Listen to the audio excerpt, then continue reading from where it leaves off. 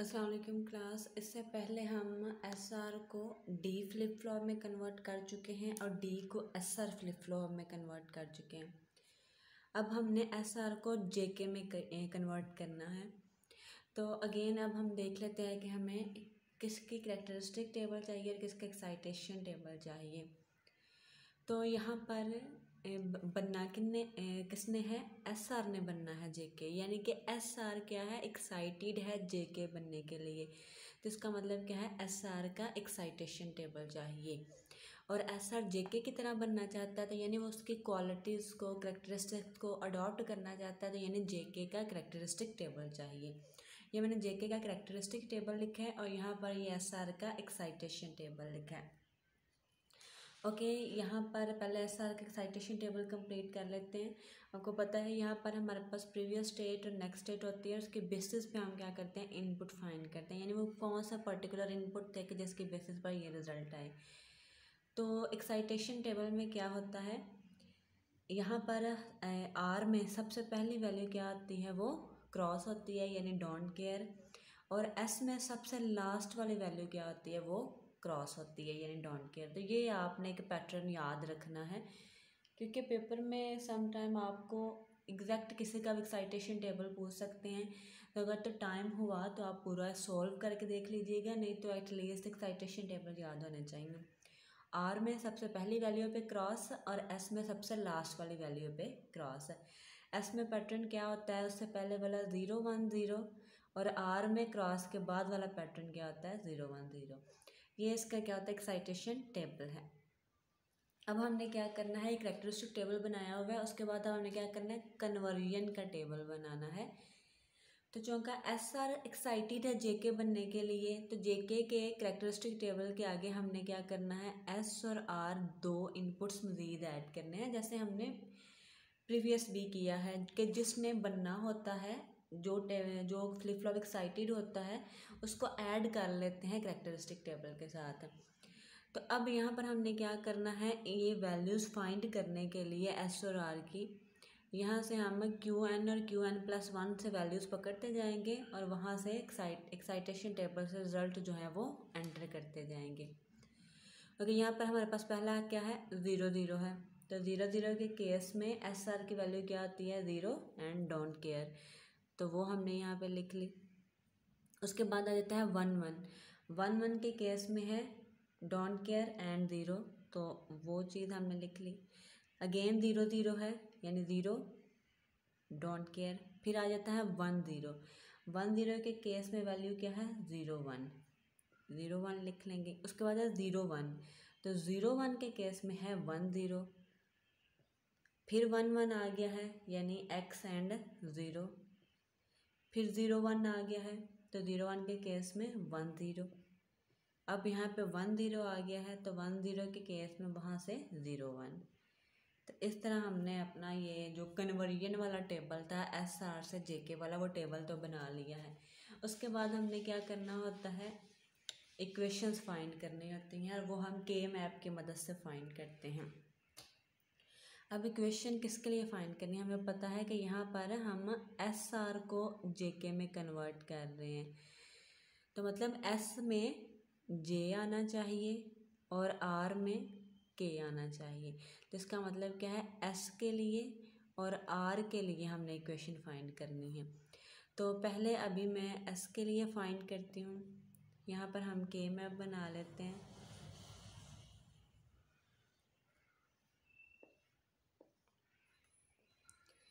Okay, यहाँ पर हमारे पास 0 1 और ऊपर 0 0 0 1 1 1 एंड 1 0। यहाँ पे हमारे पास है जे और ऊपर होगा के एन क्यू एन, ये जे बार हो गया और ये जे, ये हो जाएगा के बार एन क्यू एन बार, के बार एन क्यू एन, के एन क्यू एन, के एन क्यू एन बार। होप सो आपको ये तो फिल करना आता ही होगा। अंदर हमारी वैल्यूज़ क्या हो जाएंगी, 0 1 3 2 4 5 7 एंड 6 है। अब हमने एस के लिए फाइंड करनी है, तो इसका मतलब क्या है, एस वाले कॉलम से हमने क्या करना है, वैल्यूज़ एंटर करनी है। तो यहाँ पर देखिएगा ज़रा, 0 1, तो यानी 1 में क्या है, डोंट केयर है तो डोंट केयर लगा दिया। 2, 3 एंड 4, 4 में क्या है 1, वो लिख लिया। उसके बाद 5 में भी डोंट केयर है। देन 6 में 1 है और 7 चलो रहने दो। अब हमने पेयरिंग करनी है, तो अब हम पेयरिंग कैसे करेंगे। आपको पता है एक होता है हमारे पास फोल्डिंग मेथड के मैप में, वो कब यूज़ हम करते हैं कि जब एक वैल्यू हमारी एक कॉर्नर पे हो और दूसरी वैल्यू किसी दूसरे कॉर्नर पे हो। तो यहाँ पर हम यूँ ये जो दोनों कॉर्नर्स पे मौजूद हैं उनको क्या करेंगे, यूज़ करके तो पेयरिंग कर लेंगे।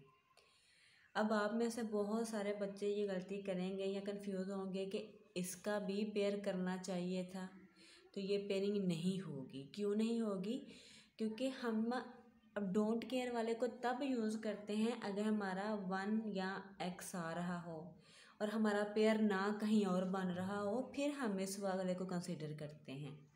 अगर हमारा कहीं और पेयर बन रहा हो तो फिर हम x को कभी भी कंसीडर नहीं करते हैं। तब देखो हमारा यहाँ पर ये 1 1 का पेयर बन गया है। तो अब डोंट केयर जितने मर्जी हमारे टेबल में मौजूद हों, अगर हमारा पेयर 1 1 से ही बन रहा है तो हमें किसी और इनपुट को सपोज करने की ज़रूरत ही नहीं है।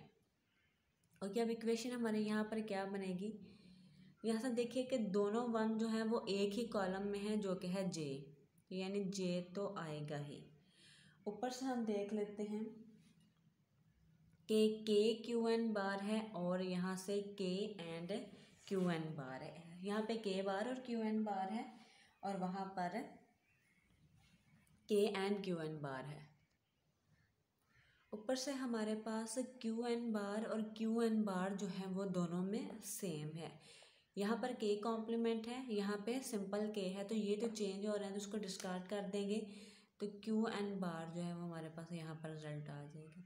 तो ये हमारे पास आ गई है s की इक्वेशन। उसके बाद अब हमने फाइंड करनी है r के लिए कि r में क्या आना चाहिए।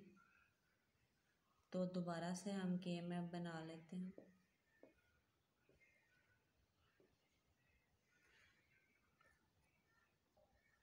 ओके, अब r के लिए हमने वैल्यूज़ फाइंड करनी है, सॉरी इक्वेशन फाइंड करनी है। तो अब हमने क्या करना है, r वाले कॉलम से वैल्यूज़ चेक करनी है। अब ज़रा यहाँ पर देखिएगा, यहाँ पर वैल्यू 0 पे क्या है, डोंट केयर है, तो यानी 0 वाले बॉक्स में डोंट केयर लिख देंगे। लिखने ज़रूर हैं क्योंकि हो सकता है वो तो हमें एंटर करने के बाद पता चलेगा ना कि पेयरिंग में ऐड हो रहे हैं कि नहीं, इसलिए लिख लीजिएगा। उसके बाद 0 1 2 2 वाले में भी डोंट केयर है तो वहाँ पे भी लगा दिया। उसके बाद 3 में क्या है, 1 है। 4 5 6 एंड 7 पे भी क्या है, 1 है, तो 1 लिख लिया। अब अगेन दोबारा बता दूँ, 1 के इस साइड पे क्या है, डोंट केयर है, और 1 के नीचे क्या है, 1 ही है। तो जब 1 और 1 का पेयर बन रहा है तो फिर 1 और 1 का ही बनाएंगे, 1 और डोंट केयर का नहीं बनाएंगे। डोंट केयर जो है वो हमेशा ऑप्शन होगा हमारा, कि जब हमें 1 ना मिल रहा हो हमने सिर्फ उसको तब यूज़ करना है, अदरवाइज़ अगर हमारा पेयर बन रहा है तो हम उसको कभी भी यूज़ नहीं करेंगे। तो आर के लिए हमारी इक्वेशन क्या हो जाएगी, अब देखें ये दोनों वैल्यूज़ जो है वो एक वैल्यू जे बार में है और एक सिंपल जे में है, तो यानी जे तो चेंज हो रहा है, इसको हम कंसिडर नहीं करेंगे। उसके बाद अगर देख लेते हैं के एंड क्यू एन, तो दोनों वैल्यूज एक ही कॉलम में हैं, तो के एंड क्यू एन जो है वो हमारी इक्वेशन आ जाएगी आर के लिए।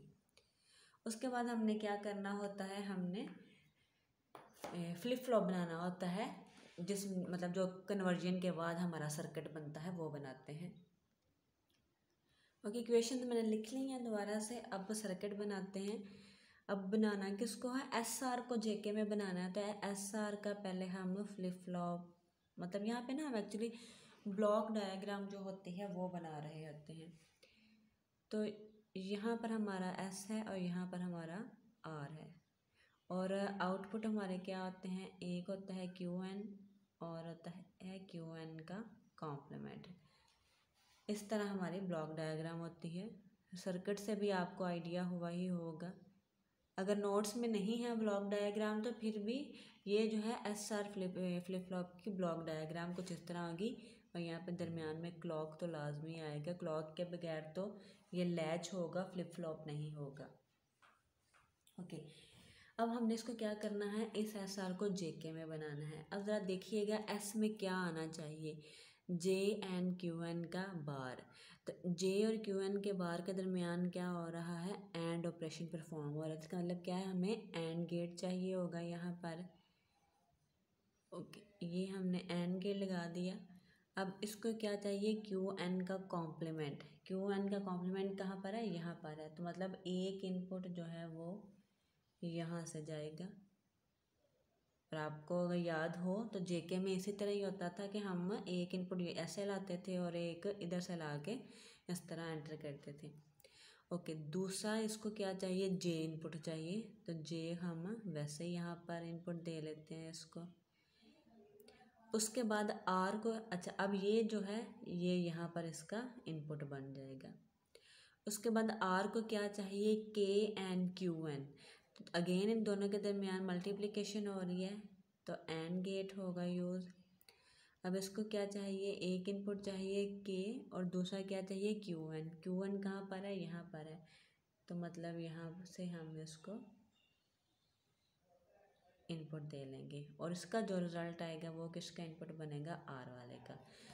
तो ये है वो सर्किट एस आर से जे के फ्लिप फ्लॉप का।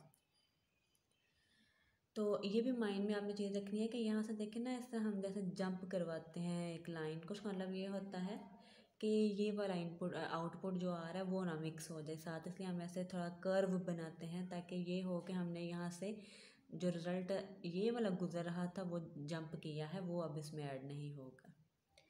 तो होप सो आपको इसकी समझ आ गई होगी।